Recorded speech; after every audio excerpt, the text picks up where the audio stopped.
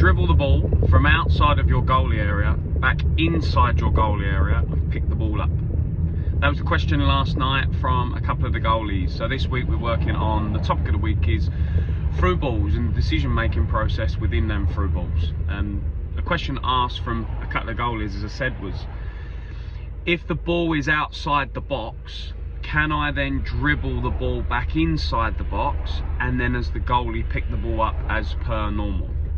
Of which the answer is yes. Yes, you can do that. So, but just interesting last night on working on through balls, and pouring down, so the rain was affecting the surface extremely.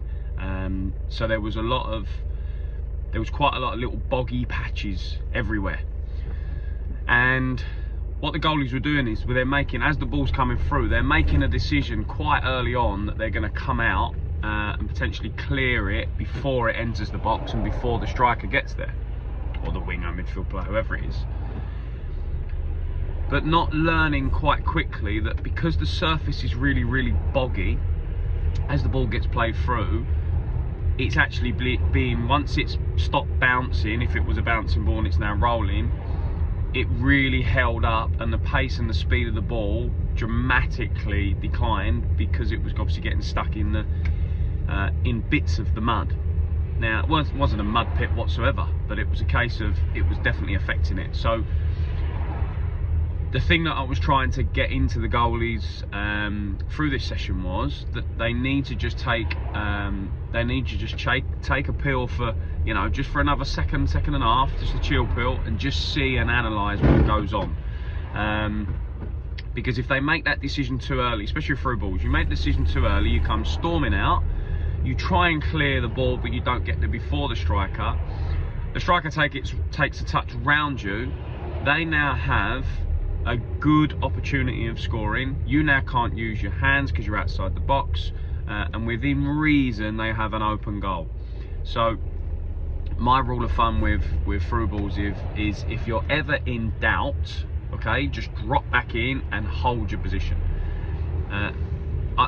This is always going to live with me. My debut for Cambridge United in League 2 was the first thing I had to deal with, and I knew it was coming because I hated through balls, was a through ball.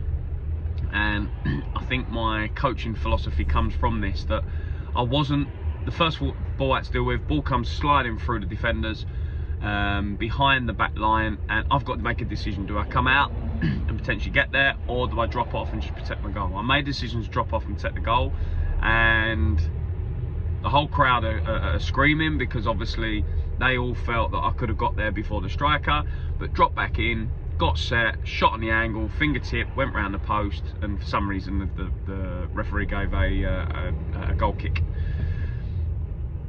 The learning curve for me on that was, yeah, maybe could I have started a little bit higher, but at the same point the ball hasn't gone in the goal and I haven't made a prat of myself. So I decided to drop back in and just protect. So if you're ever in doubt, drop back in and just protect your goal, okay?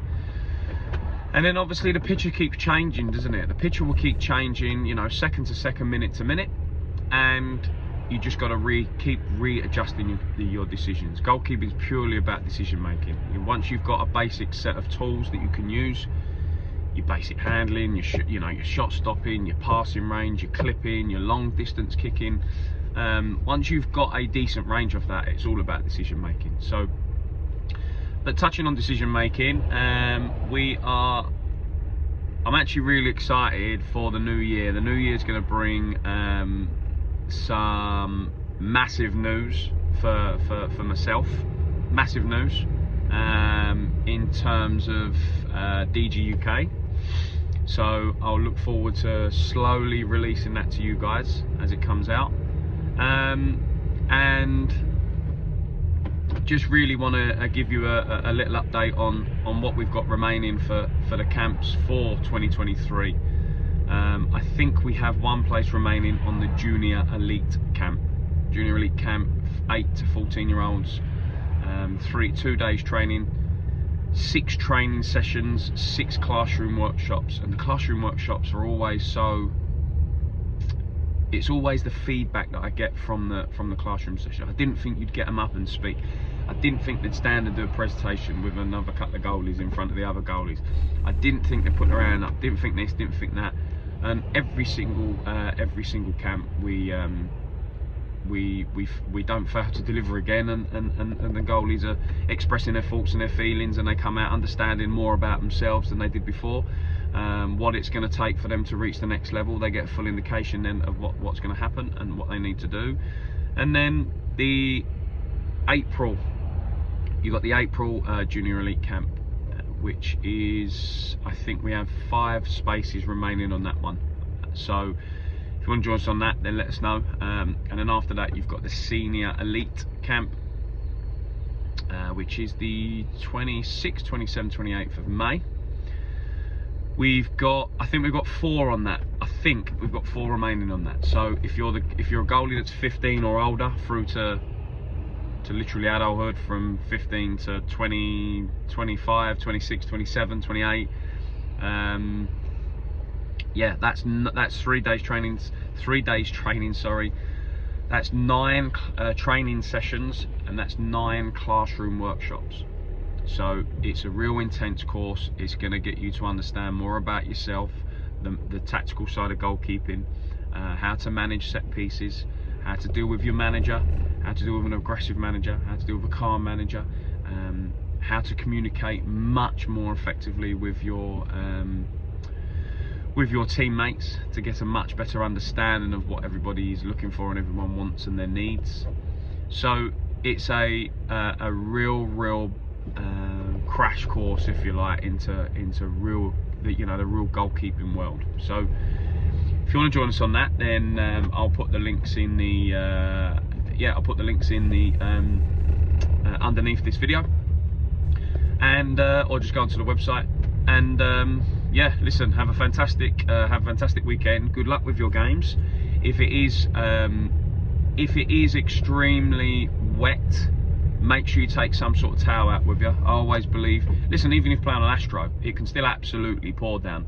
And I think just the towel's good for 2-3 reasons. One, if it's pouring down, okay, that it can absorb the water out of your gloves and out of your grip. 2, if you are playing on a horrendously muddy pitch, it will just give the option to, just tidy yourself up a little bit throughout the game. And 3, psychologically, what it's good for me is that if you feel like you've made a mistake and you feel like you need a little starting point again, or a reset button, and there's a break in play, take yourself to the towel, wipe your face, and just give yourself a little bit of a reset again, to go, right, whatever's happened, it's now behind me. Let's now make the next 10, 20, 30, 40, 50, 90 minutes, whatever it's going to be remaining, let's make this now the most effective that I can possibly make. All right. And parents, if you are listening for the younger goalies, then just allow them to make the mistakes, okay? The biggest thing for you and the way you can help is that if they make a massive mistake, when they make a massive mistake, be there to support them, and be there to try and give them the advice that they might, just a little bit of advice they may need, And the idea of this is to make sure that it's not gonna, goalkeeping and football for me is about, especially goalkeeping, is to make the mistake, but then try not to allow the mistake to occur again. For me, my common occurrence with a mistake would have probably been a through ball, would have been a misjudgment, not so much a technical thing, but a tactical thing. It would have been a misjudgment of the ball. I don't feel I could have got there, or so I've dropped back in, but really I had a good opportunity to go and deal with the ball. So just allow them to make the mistake, all right? Especially with through balls. You standing there going, come out, it doesn't help. Honestly, I promise you, it doesn't help. They need to just make their decision and just roll with it. So look, I'm going to shut up now because you've listened to me for 9.5 minutes. I hope you have a fantastic day, have a fantastic weekend, and I will catch up with you all very, very soon. Take care. Bye-bye.